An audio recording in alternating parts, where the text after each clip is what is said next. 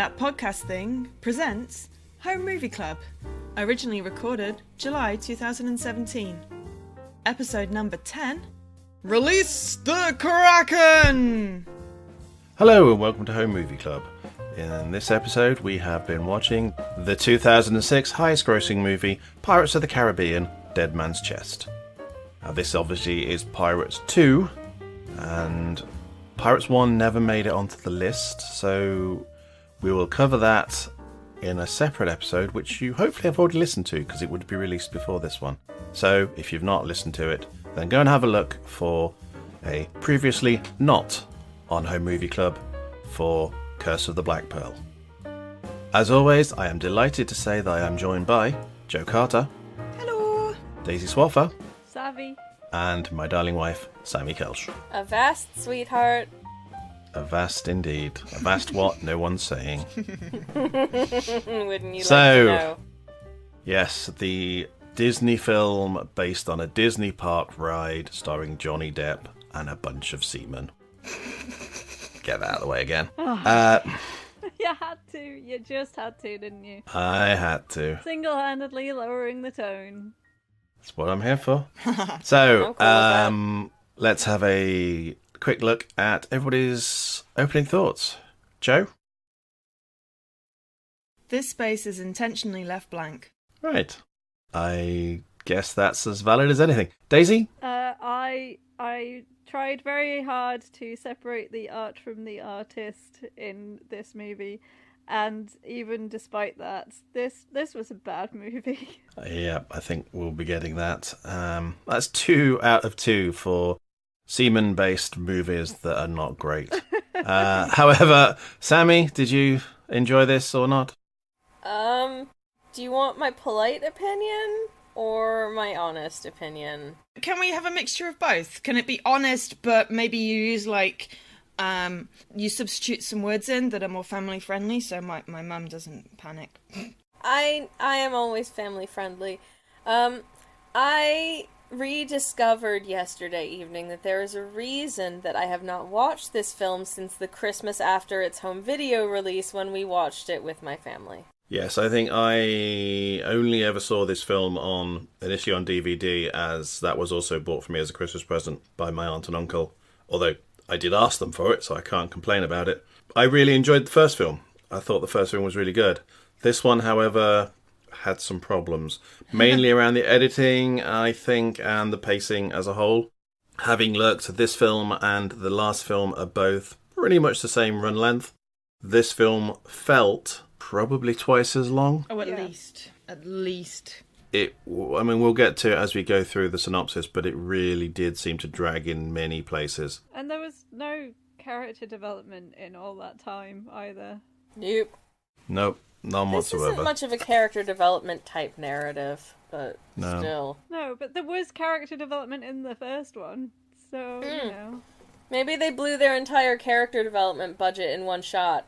It's like when the pilot episode of like a sci-fi show or something has all kinds of crazy 3D and effects and stuff, and then they're like, oh shoot, they've given us the green light, but not the budget to actually keep doing this, and suddenly the bar just lowers itself for the rest of the series. Maybe it was like that, but with character development. Possibly. I don't know how these budget things work in Hollywood. No. So, Pirates of the Caribbean 2, Dead Man's Chest. As I've said, we will briefly run over what happened in the first film in a slightly separate podcast, so go and listen to that first if you haven't seen the film. And as always, if you haven't seen this film, A, be aware that there will definitely be spoilers in it within this podcast, and B, you're not missing out, don't feel you have to. So, synopsis. Starts off, and it's raining, which seems to basically set the mood for the entire film. There is a wedding apparently happening, although it's not overly clear that is the case. You see Elizabeth Swann, played here by Keira Knightley, is about to get married to Will Turner, played by Orlando Bloom. In fairness, his wig is very different in this film franchise. His wig is very different in this film franchise. Oh yeah, we're going to have double Orlando Bloom. We are indeed. Yeah, it is back-to-back Bloom weeks, guys. It's sword play this weekend. And then arrow play next Yeah. weekend. And then arrow play next weekend. All very And dangerous. dwarf Don't tossing? try this at home, kids. And dwarf tossing? Dwarf tossing. Yeah, we don't get dwarf tossing in this, though. Also, don't try that at home. No, unless you Unless have you a and very the dwarf friendly are dwarf. very good friends. Jinx! The wedding is disrupted by the arrival of Lord Cutler Beckett. Was it disrupted? I mean, she was sat there on her own, and then we kind of see people riding through the streets, and then suddenly there's a whole load of people in uniform there, and I don't understand why there wasn't actually a wedding happening. It did seem that the wedding either hadn't started yet, and she was just standing out in the rain for no logical reason. Yeah, that she was seems a little getting- weird. Like, She was everything getting was very getting wet. ruined, like her dress, her hair, her flowers, everything was just getting drenched, and she was looking really miserable, and Yeah. It did almost seem like the wedding had already been called off before any of this kicked Yeah, off. that's but what that I wasn't thought. explained at all. No, so that may be a cutscene that we missed, or I don't know. So yes, Lord Beckett, played by Tom Hollander, who works for the East India Trading Company, who almost inevitably in these things is shown as being the bad guys. I'm totally on Team East India Trading Company side, though. He turns up, he has warrants for the arrest of Will and Elizabeth, along with a warrant for who is now ex-Commodore James Norrington, played by Jack Davenport, because they had assisted at the end of the first movie. They had assisted Captain Jack Sparrow, played by Johnny Depp, to evade being hung for piracy. Did Norrington assist as well? Well, he did say... his ineptitude. Well, it was not just that, but he also said that he would give Jack Sparrow a day's head start to escape, which kind of made him complicit in the Yeah, they've escape. gone through a lot, hadn't they? Not all of it made a lot of sense. Quite remember everything, but yeah. So Beckett turns up and arrests Will and Elizabeth. Elizabeth is thrown into jail, and Will is pretty much blackmailed into going to find Jack Sparrow and to get hold of the magical compass that Jack has, because this apparently shows the thing that the owner most desires. Yes, it's like the Mirror of Erised all over again. But we don't find that out until much later. No. Well, it's not properly explained till much later, certainly. I think it was sort of, yeah. Back on the Black Pearl, which is Jack Sparrow's infamous pirate ship, Jack is being hassled by his crew because they've not done any proper piratage recently. But he says he's actually on something and has randomly stolen a piece of paper that had a picture of a key that they wanted to find. It's a a piece of cloth. cloth. Yeah. It's a piece of cloth, possibly. What I don't understand is why at that point he was after that key, because that's before he knows that Davy Jones is coming for him. Yeah, again, didn't necessarily seem to fit particularly well. No, he knows. He knows that he's coming because he knows it's been 13 years. He wasn't surprised. No. So the Black Pearl sets off, and that night Jack has a visit from Bootstrap Bill Turner, who is Will Turner's long-deceased father, who has now turned into a barnacle. Yeah, that always sounds really weird, but it's completely true. Yeah. Bootstrap Bill, played by Stellan Skarsgård, and I've probably completely massacred his name. I imagine you have. Apologies there. Who actually plays Dr. Eric Selvig in the Marvel movies, which is why we were sitting there going, Oh, that's He why looks he looked familiar. familiar. Right? Yeah, a lot of That's makeup exactly here, what we but- did last night. You. But yes, that's who he plays, who's probably most people know him as now. He's the dude in Thor. Yes. Will's father is now part of the crew of the Flying Dutchman, which is Davy Jones' haunted/cursed ship. Pretty awesome ship. It is, if you like ships. Bill tells Jack that the debt must be paid to Davy Jones, and that Davy Jones is coming for him, and that also he has dispatched the Kraken to get... Release the Kraken! He has released the Kraken. Although at that point he just calls it a Leviathan. True. That's the only time it's referred to as a Leviathan. After that it's always the Kraken. Or Kraken, or something. Yeah. The general idea being that Jack did a deal with Davy Jones to raise the Black Pearl from the depths and make him captain for 13 years. It's an odd number of years. It is exactly an odd number of years, yes. Well, many things in this film are quite odd, so... Because of the fact that the Kraken's after Jack, he then panics and informs the crew that they have to get to dry land. So they head straight to dry land and beach the ship, and everybody runs onto the island. Unfortunately, the island is full of somewhat stereotypical island natives who are cannibals. Because of course they were. Yeah. Yes, obviously. Yeah, that wasn't uncomfortable at all. Has anyone Nope. fact-checked the historical accuracy of this? Because I feel like my discomfort should be justified with receipts, but as it is, I feel uncomfortable. I'm going to go with it's justified with receipts, even if it did happen, because, you know, it was, painful and uncomfortable, and... Yeah. Somehow, we're not quite sure how, Jack has convinced the islanders that he is in fact their god, and they are now basically serving him and worshipping him, although actually they do intend to eat him. I'm okay with that. That's the alternate ending we would have preferred. Yes. Shorter film, more burning to death. Yes. Sounds good to me. The rest of the crew being either captured or indeed consumed. Ew. Will manages to find Jack. After we get the whole weird montage of him going to every place that Jack could possibly be. Yes, he has a bit of a search around for him in Tortuga and other places, and eventually he gets shown where the Black Pearl has been beached. At least they put it in a montage instead of showing us full scenes. True. So Will gets onto the beach. He is also captured by the natives and gets presented to their god, i.e. Jack Sparrow, who complains that Will isn't meaty enough. Again, weird. So Will is then put in with the other crewmen in a big swinging hanging ball, because... Ball. A ball made of bones. Ball made of bones. Bone ball. Bone Bone ball. ball. Yeah, which gives them the first indication that this film is based on some theme park ride, because they have a scene where they are swinging the ball backwards and forwards, gladiator style, to try and escape. Half of the crew die, and no one seems to bat an eyelid. And notably, that was the ball of crew filled with the people of colour. This is true. Yeah. Yes. Yeah. Nice. That was good. Well done. Real classy. Yeah. Yep.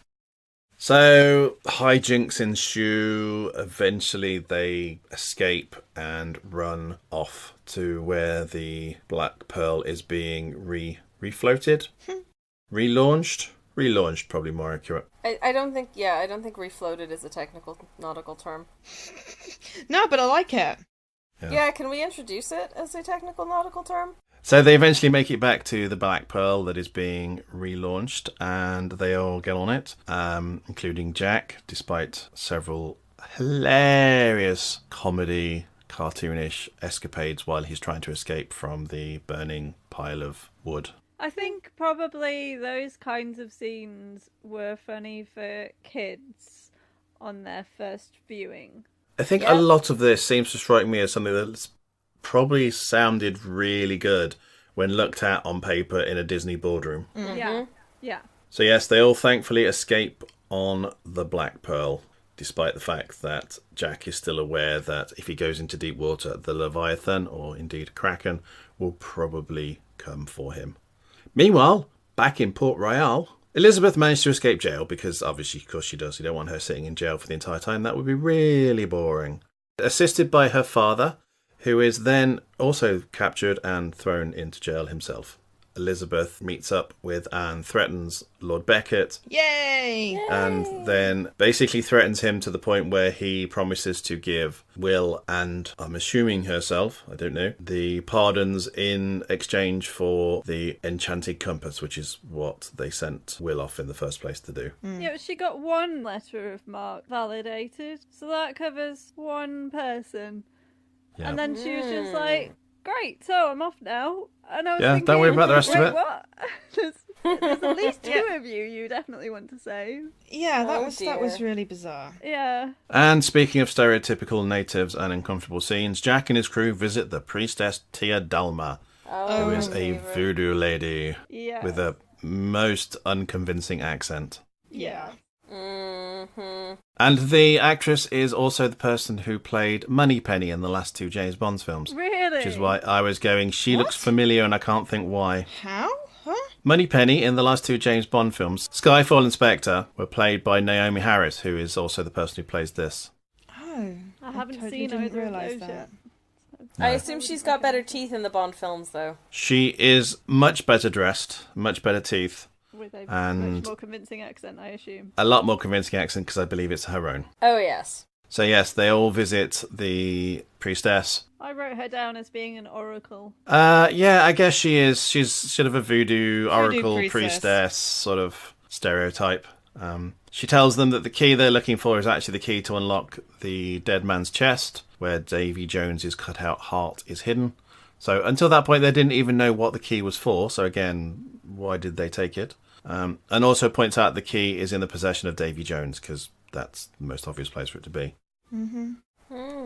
Tia also gives Jack a jar of dirt to protect him Yes. from Jones, I've got a jar of dirt. since Jones is cursed to touch land only once every 10 years, apparently. Although I don't know how that works, because that doesn't make any sense either. What's he supposed to do, sprinkle it at him? Elizabeth has stowed away on a ship and disguised herself as a man and is managing to trick the whole ship into thinking there's some kind of spirit with her dress and such like. That was Yes. hilarious. I love that. They're like, oh, it's some kind of sign. And then she just is like, oh my God, these guys are useless. And she just So sort of... Literally tense. spells it out in fire for you and you're looking over the outside of the ship. What is wrong with you? Yeah. Dense. They're like, oh, look, what's that over there? Yes. So Sigh. that's how Elizabeth managed to convince an entire crew of merchant sailors to take her to Tortuga. So they go off trying to find the Flying Dutchman. They come across a wrecked ship that Jack manages to convince Will is the Flying Dutchman, sends Will aboard to settle his debts with Jones. However, it turns out that this is just a wrecked ship. I was confused there. Did they think that was... Because Will obviously did, but did the rest of them think that was the Flying Dutchman? Or They did can't I'm Can't have fairly... my understanding was fairly sure that Jack certainly knew it wasn't, and it was just bait. Yeah. It was definitely bait. Yeah. So the Flying Dutchman appears from under the sea, and a Under whole the bunch sea. fishmen, fish-like the creatures, creatures that have been merged with other creatures that are from the sea. SpongeBob SquarePants, the whole lot. I thought they turn were. up. I thought they were really well done. The Oh, crew God. and Very Davy well. Jones himself. I don't know what means they made maybe a mix of prosthetics and CG. I don't know, but they were really good. They're largely unique, and you could see what kind of creatures they were. And very creepy. Yeah. merging into. Yeah, the visuals. Yeah. The visuals of the Squidward pals was very well done. Yeah, Yes. Davy Jones and his crew were by far the best thing about this film. Yes. Yep, Davy Jones as played by Bill Nye. Yay! The science We love guy. him. No, not that science guy. That's a different Bill. Will is captured by the crew of the Flying Dutchman, and Davy Jones reunites with Jack, forcing him to gather 100 souls in 3 days for his deal to be called off. He just magics Jack aboard. It's kind of brilliant. I think he magics himself to the Pearl. Oh, I'm not. okay. That to me, I saw that as Jack Yeah. was looking through the telescope at the Flying Dutchman, and then suddenly He The loves Flying the Dutchman. Dutchman. Sounds like Davy he has Jones magic noticed him, looked at somewhere. him, and suddenly he was there. So Jack has to go and find 100 souls, so obviously he heads straight to Tortuga, whereas Will is drafted onto the Dutchman, where he finally gets to meet his I'm father. not sure what the strategy is for getting 100 souls there. I think his plan was literally get 100 people onto his boat as crew, and then use them as the souls. Yeah. It's not a very good plan because they only managed 4. Yeah, it's a terrible I'm plan. not sure good plans and Jack Sparrow are particularly, He's usually are not got a acquainted. better plan than that. Really? So yeah, Jack and his crew stop in Tortuga to recruit a crew, ostensibly as victims for Davy Jones, where Elizabeth and a drunken Norrington join them. Yay, Norrington. Norrington, who Yay. for no apparent reason is at Tortuga and is heavily drunk. Yeah, but I like the fact that there's like the fight ensues, and then Elizabeth just pops up and whaps him over the head with a bottle. It's like, right, we're having none of that. Yeah. It's rather cool. Yep, well done. Elizabeth, when they actually allowed her to have some agency in a scene, was very, very good. She was awesome. and the only decent Yes. female in the entire film. Yes. Yeah, but unfortunately, it didn't happen often enough. Yeah, So, yeah. so they grab a crew, or at least the remnants of a crew, and head out. Jack and his first mate Gib realize that Beckett wants the compass to seek the chest that will allow them to basically allow the East India Company to use his Jones's heart to control the Flying Dutchman And its thus control captain, the sea. and basically destroy all piracy on the sea. Oh, is that the motivation? Mm-hmm. Well, I yeah, never it's actually understood what the motivation for the East India Company was there. yeah. The idea being that if they have control over Davy Jones, they can wipe out piracy, because piracy is obviously costing them because they're trading vessels. But also they can use it to fight away against other trading companies, so the Dutch East India Trading Company and other nations. The East India Trading Company was basically set up at a time where everybody was competing for spices, for tea, tobacco, slaves. So it was a pretty unpleasant time, to be honest. Although it was very instrumental in the creation of the British Empire, which, as we all know, was a lovely thing that everybody should celebrate. Meanwhile, back on the Flying Dutchman, Will manages to trick Jones into revealing the location of the key, which is hidden in one of his Tentacle beard thing. tentacle beard things. And while he is sleeping, manages to steal it and escape the ship, with a promise that he will come back and free his father. Next up is the really cringy, awful, oh my god, I feel dirty, flirting with Jack and Elizabeth. Ew! Oh god, oh god. Yeah. Yeah, that wasn't particularly pleasant to That watch in was any way, shape or form. Yeah. Extremely uncomfortable. Yeah, I wrote yuck Yeah. for that bit. I think that's putting it mildly. Yeah. I was just bored. My entire thing of this entire film was, I was just bored. Yeah, I'll agree with that one as well. So It was we get to a boring. point where they finally sail to Isla Crute, where the chest is buried. Jack and Elizabeth and Norrington dig it up and recover it. Well, so Will manages to escape the Flying Dutchman, right? And he goes a very short distance and happens upon another boat.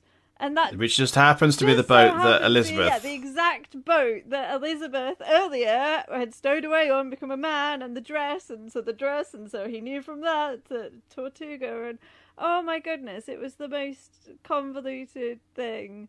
Like, really? It was that close, and it just so happened to be that exact ship? Really? And then for no apparent reason, the Kraken attacks it and kills everybody on board apart from Will. Yeah. For no apparent reason, because at this point, although Will is on the trail of Jack, he has... Well, I suppose he's got the key, hasn't he? Yeah. So that might be the reason. But then the key is just a key, so... so yes, the merchant vessel is attacked by the Kraken, and everybody on it is killed. Again, no one really bats an eyelid. However, Will also manages to escape again by climbing into the front prow of the Flying Dutchman, if I remember rightly. Yeah, he hides himself on board. Which is weird, because at that point the Flying Dutchman then submerges again, and I didn't quite know how that worked. I think that's when he jumped off the ship, because he arrives at the island separately to the crew of the Flying Dutchman.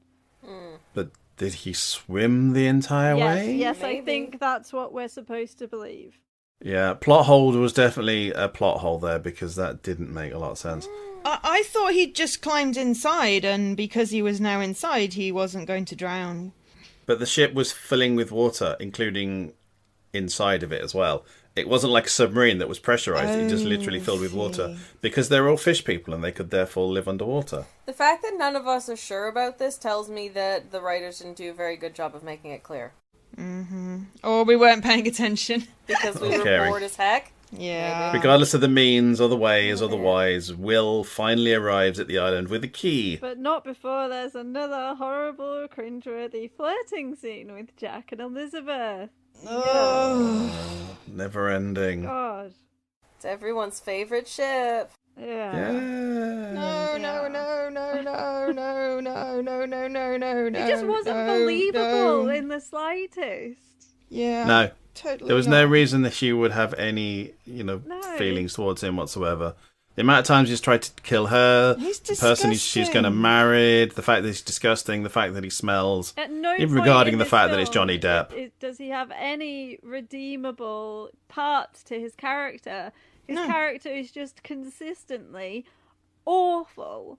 Yeah. So there's nothing there at all to make her go, oh, but, there is that little glimmer of There is some good in niceness." him, There or isn't. yeah. There really isn't. He looks like he would have a very distinct odor.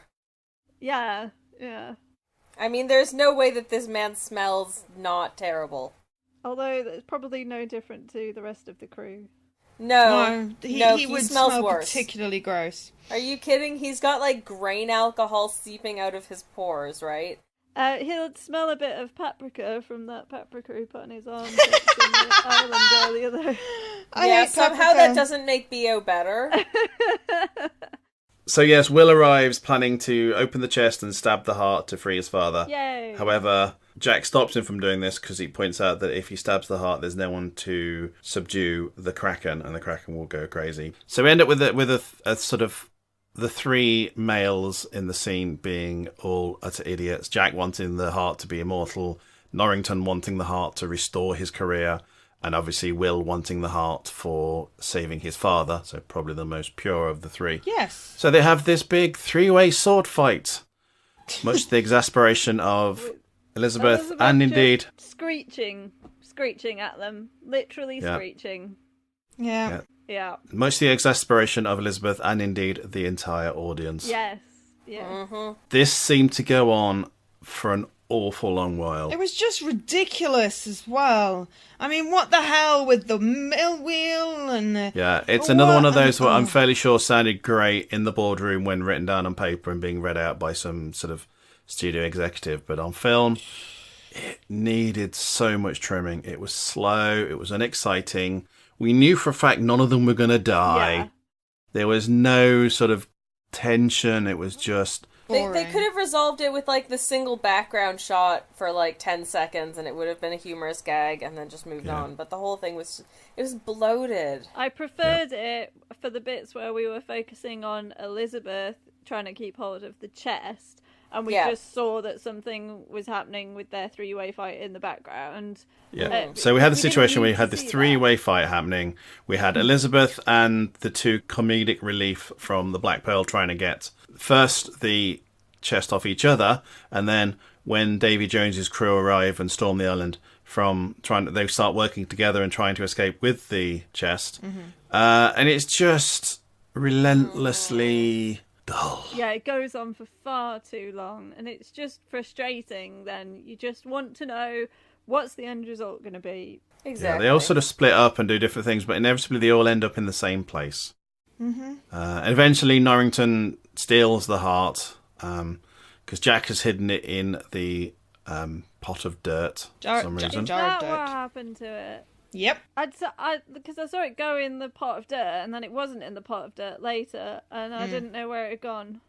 Yeah, Norrington basically gets to the boat, looks into the boat and sees that half of the dirt has been strewn about the boat, but the pot is still full. Yeah, and And goes, manages oh, to I wonder conclude. what's in here. I wonder if this is the... I remembered seeing that someone had seen that, but I couldn't remember who it was, and then we never saw it be taken. No. So, And what doesn't then get clear is how Jack didn't notice that the actual pot was even less full Because he there put wasn't a sand heart in in it? there. Yeah. Well, Norrington possibly. put sand in the jar to Yeah. fill it up. Jack's also not that bright. Yeah, also No, that. this is true. Norrington, yeah, he volunteers to draw them off whilst the rest of them get away, which is him just wanting to leg it with the heart. But do we ever see him again? Yeah, we do. Until the end, I mean. Oh, No, not until the end. So we have no idea how he got away or how anything happened. there was a It's boat, just- possibly? I don't know. Well, Norrington runs away. Jack still believes the heart is in the jar.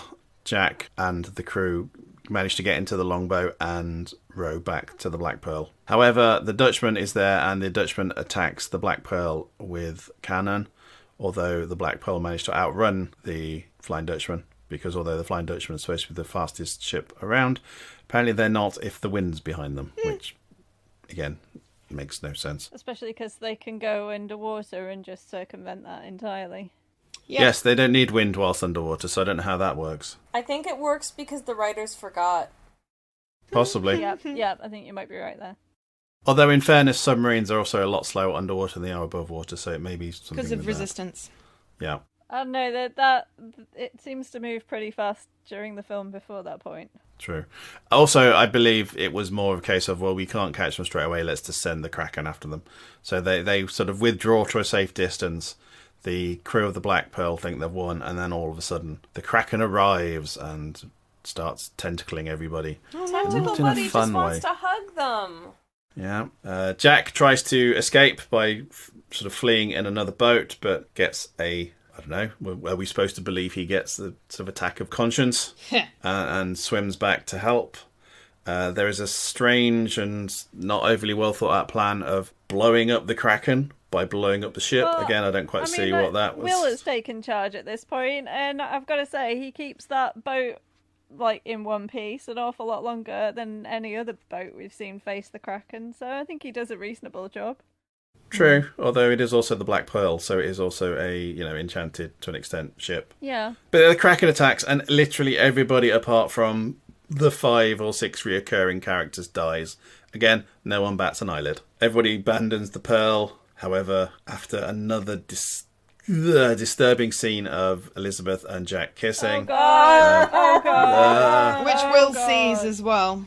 I needed to bleach my eyes. Elizabeth manages to chain Jack to a part of the ship because she realises that the Kraken's not after them, it's only after Jack. And there's no way that he's going to stay there to sacrifice himself unless he literally can't do anything else. Yeah. So she secures him to the ship and then they all leave the Black Pearl. Jack actually does manage to free himself by pouring what was probably very hot wax over his hand. However, as he does this, the Kraken rises up. And in a sort of last act of defiance, Jack jumps into the maw and attacks the Kraken. He dives sword first into its many-toothed mouth. Yes, this is not going to end well. But the Kraken pulls the Black Pearl down and... And we all cheer! Yeah! And we all live happily ever after! Woohoo! Yes! Jones believes that he has won and that the debt with Captain Jack Sparrow has been paid off, but then suddenly has a horrible thought, goes to check the chest, yeah. The heart's missing, but Norrington has it and he delivers it to Beckett, so Beckett gets his evil way. Oh no! And Norrington gets to cash in the letter of marque. Yes, and go for a shower, finally. Yeah. Yay! Probably. Or at least a bath. One would hope. The surviving members of the Black Pearl, i.e. all the ones that were in the first film that had names, return back to Teodelma. Why do they go there, though? Because they don't know what to do when she's mystical. Well, why would they not just go to, a bar in Tortuga or something? Yeah. And what also doesn't explain is what all the people with candles are doing there, because this is a bayou-like swampland. There's no economy. Yeah. There's nowhere there's enough people, or enough jobs for people to do to have that sort of... There was, hundreds of people with candles, and it's like, it's supposedly some sort of... Maybe it's a funeral scene for Jack Sparrow, but Jack Sparrow, I never got the impression, was particularly well liked by most people. Maybe they were celebrating. Are there any people in there that we distinctly recognize, or are they just extras? They're just extras who have to stand in sort of thigh deep in probably quite disgusting water by then. I hope they got paid slightly more than the standard extra fee for that. Fingers crossed. So yes, the surviving members of the Black Pearl are there. Teodelma asks what they would do to bring Jack back, which, oddly enough, everybody said they'd do something, whereas most of them, I think, would say, sod him, Yeah, and then you have the only conversation in this movie between the two women, but it's about Jack, so it doesn't even pass the Bechdel test. It fails the test with plummeting colors. Yeah. Yep. In part, I think, because there's only 2 women in the... Oh, no, I take it back. There were 2 other women in the film. There was the 2 comedy ladies from the first film that reappeared in the second film. Were they? Oh yeah, there's one that slapped Will when he was asking about Jack. Jack Sparrow, give him a message from me. Slap. Yeah, but I mean that was still about the guy anyway. So. No, I know. It doesn't redeem it. No, I know you weren't saying. There is no redeeming this film. Either, were they? So they basically, Tia Dalma suggests they retrieve Jack from the afterlife, but recommends a captain who knows those waters. And she says that they should go to World's End. Yes. Roll credits. The name of the next film is. So yes, they suggest going and getting Jack back, and to help them, they bring back Captain Barbarossa from the first film, played by Jeffrey Rush. But yeah, so Captain Barbarossa turns up and asks the fate of his ship. His ship being the Black Pearl, last seen being pulled under the water. Yeah, it got eaten by the Kraken. Cue the only good thing about this entire film, the final music. Yeah. I've got to say, the music throughout this film was excellent. I really enjoyed the music. Hans Zimmer did a very good job with this The music does a great job of telling you that things are supposed to be exciting. Yeah. Even when they're not. It was the kind of music that really, it kind of made you go, oh, yes, this is a fight scene. Yes, it might be good. It's not, but I'm still enjoying it because the music's telling me I should. Yeah, so unfortunately, there is a film to follow that is Pirates of the Caribbean 3. We have to watch it for and it made the list. Not for a while I am yet, though, is it? so sorry, everybody, but it isn't for a while. As I said at the start, I have seen this film. This is now my second viewing of this film. The first time I watched it was on DVD after Christmas, and I was bored senseless during that watching. And it has not improved with age or anything, because it was still deadly boring. Mm-hmm. So that was Pirates of the Caribbean 2, Dead Man's Chest. Next time we will be having more Bloom. We are having a Bloom double bill with Lord of the Rings, The Two Towers. So Which part is, 2 of a trilogy. Even though it's part 2 of a trilogy, this one's actually a vaguely decent film. Yep. And unfortunately, we aren't watching the first film, so again, there will also be a supplementary previously not on HMC. Sorry. But yes, that is for next time. So in 2 weeks' time, we'll be looking at The Two Towers by J.R.R. Tolkien. That was Pirates of the Caribbean. Another film like Mutiny on the Bounty that, Yeah, but I mean, really Mutiny on the Bounty was just long and boring. This was a terrible film. Yes, probably, yeah. So yes, final thoughts. Joe? I'm just so glad it's over. It's not over. Daisy? It's over this week. Davy Jones and his crew and the music were very good in this film. Yes. That is, if you can't say anything nice, don't say anything at all type thing. Those specific things about the film were very good. And Sammy?